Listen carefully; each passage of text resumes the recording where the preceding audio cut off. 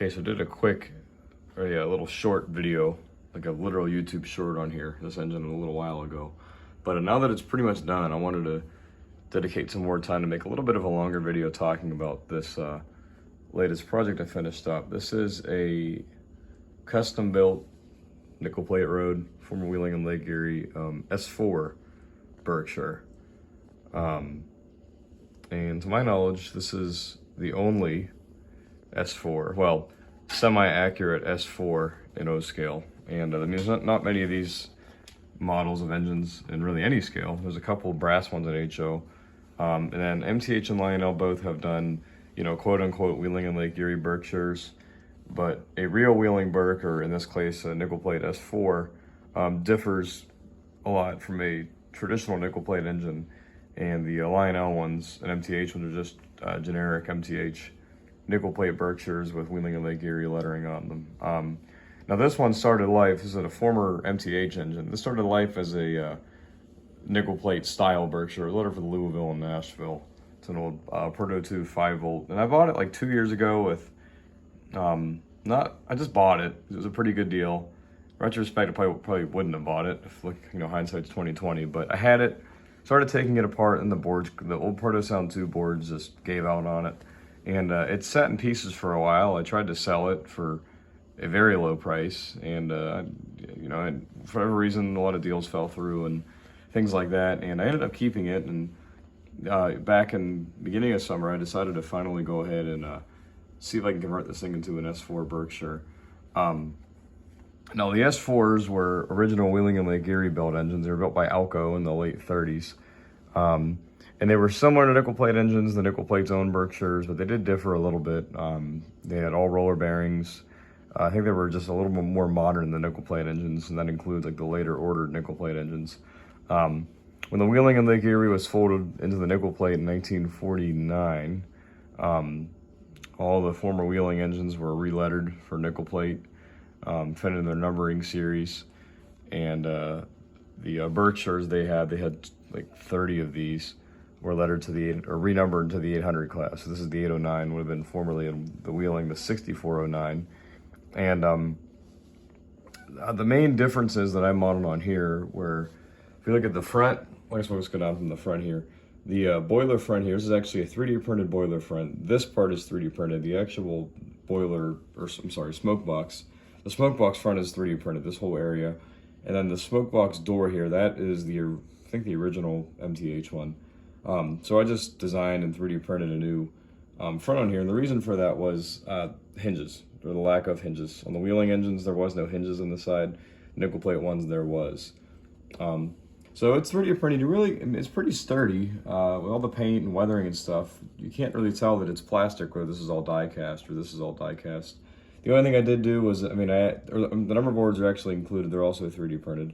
This is all one big piece.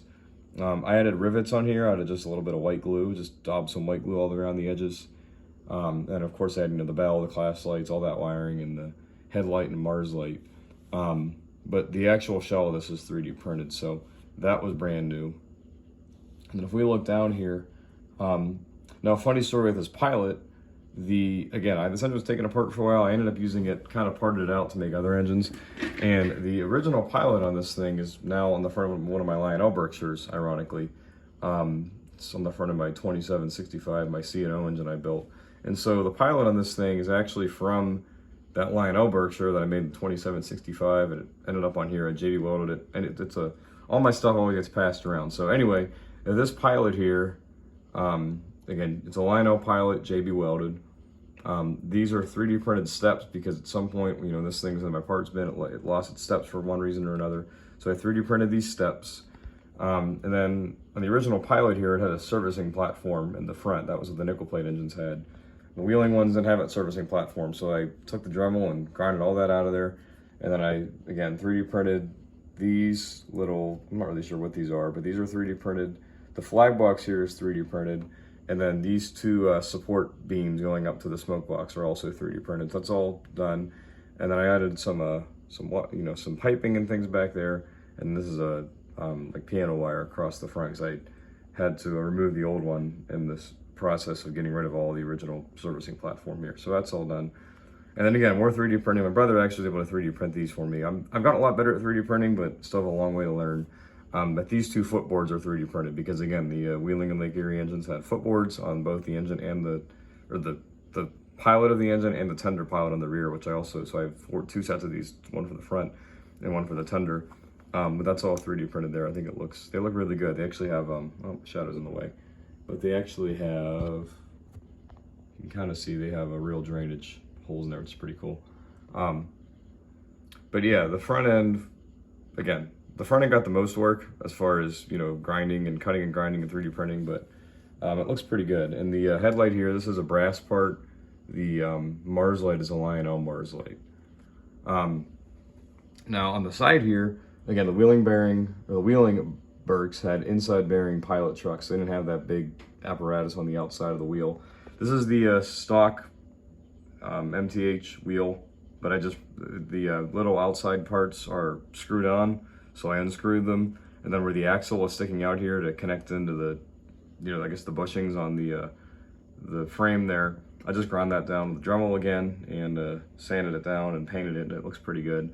I'm not a big fan of this stuff here, so I don't know, maybe in the future I might rebuild, or I'll get a new pilot truck, maybe a Lionel one or something, and retrofit it, but for what it is, it looks pretty good. And then down the side's probably my favorite part, and that are these box drivers. Now, I know like on an HO model, it's fairly easy to take the drivers and swap them out. You can't do that with O-scale, at least not with these die-cast MTH models. So what we did instead is my brother, again, Heath was able to 3D print. These are actual box driver, like covers. The Wheeling Berks had box drivers, and the nickel plate had spokes. So this thing had spokes originally. And he was able to, with some meticulous designing, to make these perfectly fit box drivers, well, coverings, I should say.